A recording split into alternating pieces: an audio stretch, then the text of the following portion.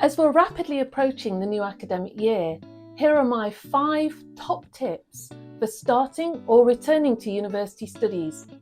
My name's Emily Chambers and I've worked as a lecturer in a distance learning university in the UK for over 20 years.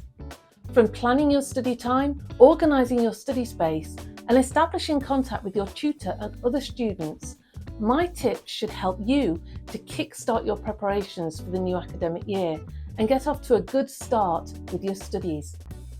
I save my most important tip, adopting a healthy mindset, until last, so be sure to stick around until the end of the video.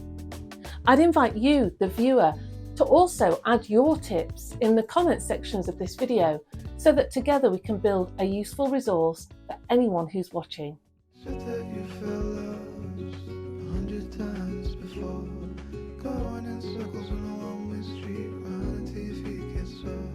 Well, I guess you haven't heard, you ain't get around no more. Things are about to get much better, so I wanna make this forever. My first tip is to plan your study time. This could be at a macro or a micro level, depending on whether you've received your study materials and timetable. At a macro level, when you signed up to your course, it's likely that you were given an idea as to the commitment needed to complete the course successfully.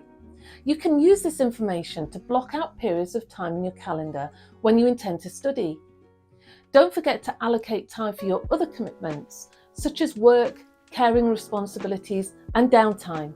Once you have your timetable and study materials, you may be able to add a little more detail to the calendar framework that you've created.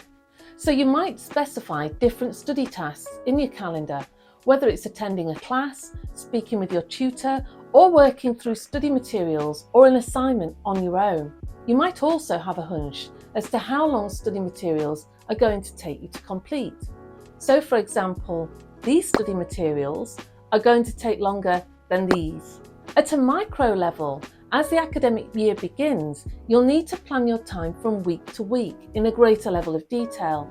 So you'll need to break down the study materials into chunks or smaller goals and specify time to work through each of these to achieve your larger goal for that week. At this micro level, you'll need to be aware of your progress with these smaller study goals and make adjustments as needed, depending on your progress.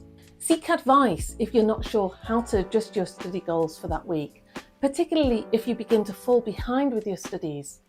Seeking advice at an early stage is critical for longer-term success. Building resilience, adjusting your study goals, and knowing when to take shortcuts and what to focus on in your study are all vital skills for ultimate success. In addition to timetabling, you can also start the process of habit formation.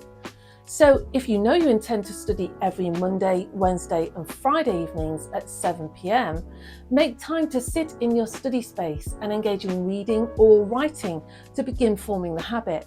Doing this in advance of study will train your brain to focus on a given day and time.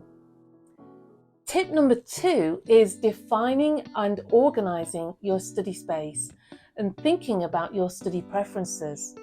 Where do you like to study? In a quiet space alone, with others, or in a busy environment such as a cafe? I used to have a favourite seat in the university library with views of a duck pond. Identify your study space and think about how you might make use of this while studying.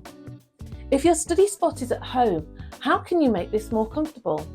What are the pros and cons of this space, and can you make any improvements? Gather your materials, your resources, pens, paper, a comfy seat, good lighting, a blanket perhaps for when the temperature is colder. If you're comfortable while you study, you're less likely to encounter distractions. If your study space is less than ideal, troubleshoot to see if you can improve this in any way. Moving locations, buying noise-cancelling headphones, or grabbing a blanket or fan might be practical ways of making your study space more comfortable. If you need to buy materials for your studies, plan and allocate money for this in advance so you can budget for the cost. Buying second-hand materials, particularly books, is a good cost-saving tip, or buying from shops which offer value for money. That brings us to tips 3 and 4. Establishing contact with people whom you'll study with. Let's start with university staff and your tutor. At the outset of most courses, your university department or tutor is likely to introduce themselves to let you know about any scheduled classes, establish ways of working, and a means of contact for any one-to-one interactions. If you're able to, and it's appropriate in your context, establish contact by dropping a friendly reply to their message.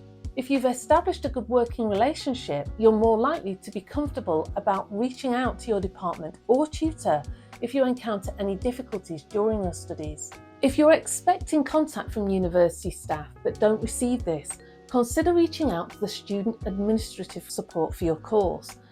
Only you will know when the time is right to do this within your own context. You want to ensure you have the appropriate information for starting your course when it begins, and this will avoid added stress and uncertainty at a time when lots of other aspects of your life might be changing. Starting a degree programme or moving on to a new level of study is an exciting time, but change can be stressful, so making sure you have the correct information will help to make the transition smooth.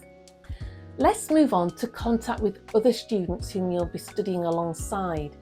If you're new to university study, there may be an introductory event, either online or in person. In the UK, we call this Freshers Week or Freshers Fair.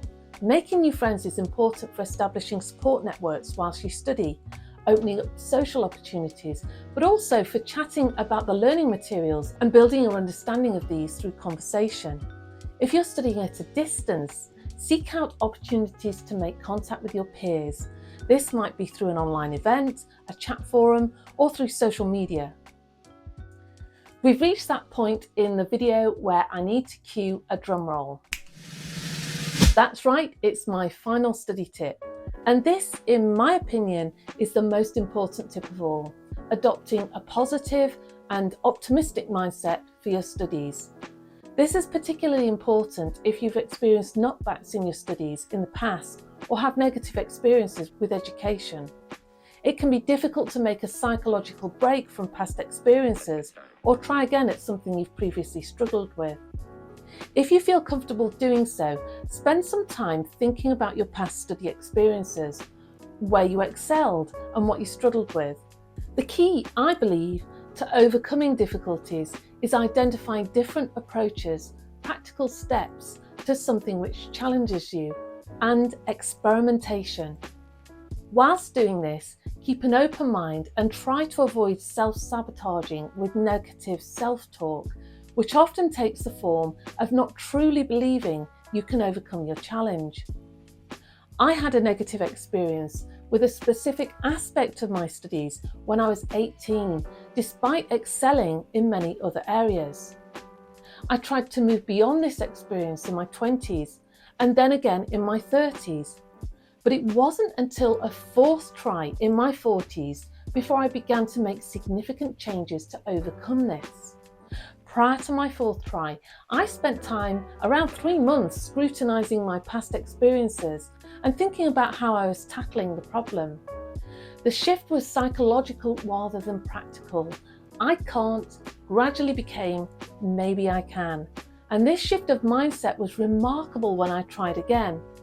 In just 2 years with the right mindset, an optimal study approach and excellent teachers, I've reached a level of study which took me over 12 years when learning the same skills as a child. Excelling in your studies requires many conditions to be optimised: an excellent teacher, the appropriate course, solid learning materials, good support from friends and family, and an optimal mindset. A determination to excel, an ability to experiment and overcome setbacks, and an ongoing commitment all contributes to your ultimate success in your studies. Thanks for watching. Best of luck with your studies, and remember to drop any top tips for starting or returning to university study in the comments. If you've enjoyed this video and found it helpful, smash that like button and subscribe to the channel for more study tips. Je t'ai